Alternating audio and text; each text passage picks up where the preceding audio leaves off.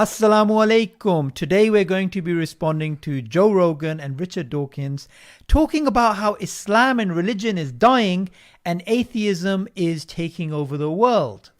Is there any evidence that that is reaching the Muslim world as well, and that people are? Well, as I was saying, the downloads of my books have been encouraging. We have this thing called CFI has a thing called the Translation Project. So in this clip, Dawkins says religion's dying as a general point. Would you agree with that?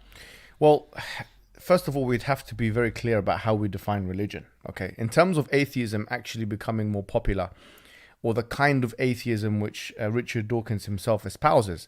As I mentioned in my book, which is free to download, the book is called The Scientific Deception of the New Atheists. That's a very subtle plug-in. Yes, you can put it. You can see it in the description box. But I've referenced in that book. It's a very small, very, very small booklet, really, that you can download free of charge. All of the demographic data indicates that most people in the West, according to Pew Research, 90% of people still believe in a higher power. According to Linda Woodhead, only 5.5% of people believe in the strident atheism that Richard Dawkins believes in. Which is actually, quite interestingly, from a British perspective, the same number of people, amount of people that are Muslim in this country. So there's about the same amount of Muslims in this country as there are atheists. Militant atheists. Yeah, strident atheists of Richard Dawkins' kind. So here Dawkins, he's basically saying, look, guys, I can tell you atheism's rising in the Muslim world and Islam is dying because people are downloading my book. It's a really rigorous scientific argument, isn't it? Well, it's methodologically flawed from a demographic and sociological perspective, not least because the religious switching cannot and has not been sociologically identified by downloads of the atheistic material. We can say after 9/11, millions of people say they downloaded the Quran because they're like, okay, what's this about? Yeah. Does that mean they automatically became Muslim? Yeah, exactly. I mean, Right. it's a very silly first of argument. all, 13 million people might have downloaded the book, but it doesn't mean all of them, number one, read it, and number two, agreed with it. Or it could be a vaccination. Right. Because the book has such weak arguments. Like Michael Roos says, I'm embarrassed to be an atheist because of this book, right? Yes, this yes. book makes me embarrassed. And, he makes the conflation between metaphysical naturalism and methodological naturalism. There's fallacies pointed out Yes. by Elliot Sober, by Massimo Piglucci, Yes. by Michael Roos, by all these people. Right. So it could be the Muslim picks up the book and is like, okay, this is atheism is about. Actually, it's quite poor. And then they're like, I'm never going to touch atheism again. Maybe he's spreading Islamism in the Muslim world. Absolutely, because a lot of the time when people want to increase their cultural capital by learning about new ideas of the West, which is obviously the demographic heartland of the new atheist movement, that sometimes acts as a counter current. Yeah, People think, well, if this is what it's about, then we have nothing to do with it. absolutely. But in terms of recent history, I mean, what we should look at is the fact that in the 60s and 70s, in countries like the countries that he mentioned, Iran and Egypt, the countries that he mentions, in countries like those, you'll find that there's been a movement from pan-Arabism or nationalism and secularism towards Islam, religiosity, practicing, observance of the religion. Yeah. And that's visible. I mean, for anyone who just sees pictures, okay, I'm not saying that's the only... Well, Yemen, Afghanistan, all yeah. these areas, they were secular and communist. In and terms of atheistic. even dress code, I mean, Yeah. the dress code has shifted completely. Look at pictures of Egypt in the 16th and 70s. Look at pictures of Iran in the 16th. Women were probably wearing miniskirts and these kind of things. Now, there's a big chunk of the population in Egypt where it's not compulsory. I mean, no one's going to get attacked if they don't, that observe the hijab, that masajid, mosques have increased. I mean, even from an internet data point perspective, we look at Google Trends, we look at the du'at, or those individuals who call to Islam, and their sermons and their preaching has become extremely popular, especially in the after 2000. So all the data points that we can look at and tangibly see indicate there's been a trajectory move towards religiosity rather than the opposite. So he says he's very hopeful, right? He's very hopeful of atheism basically taking over. But I have this question, and I don't know if you've thought about this, but atheists in general, they don't really have many kids. Muslims have a lot of kids. And Dawkins' entire worldview is based upon Darwinism, and the ultimate rationale, according to him in The Selfish Gene, is the preservation of our genes, reproduction, and survival.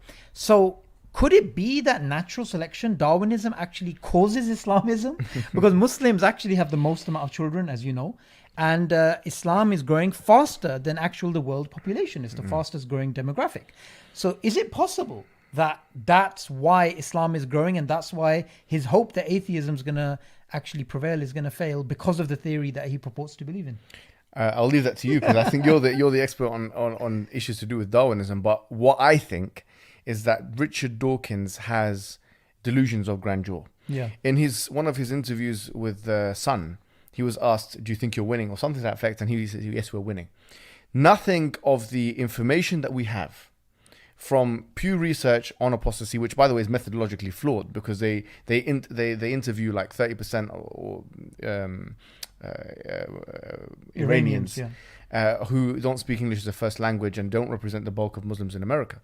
But even if we look at that and we look at other data points like the Yaqeen study on doubt and so on, we'll find that really Darwinian arguments, which is really the thrust of his book, right? As being Darwinian, the Darwinian mechanism replaces the God thesis. Really, that's what he's trying to argue. Yeah.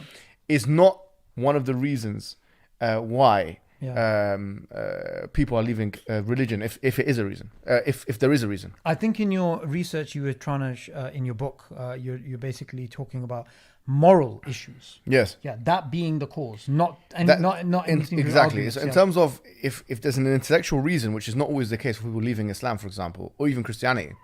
In the case of Islam, it's usually morality. Yeah. Which is not the exclusive property of the new atheist argument. Well, actually, they don't have a justification for morality in the first place. Exactly, right. And that's something else. In the sense that they make these arguments against religion, but so do other people, many different people who are not new atheists. Christians can make arguments against Islamic morality. Liberal secularists can make arguments against. So we wouldn't be able to pinpoint whether their arguments for Islam using morality is the exact or the reason for the switching. Yeah. Do you see what I mean? Yeah, there is that. And you can also sort of argue that, he's talking about atheism taking off in the Muslim world, but has it even really taken off in the Western world? Because the Soviet Union, they had this massive atheism project for decades. And when it collapsed, people went back to religion. We're finding New Age paganism. We're finding these spiritual movements rising all across Europe, rising all across North America.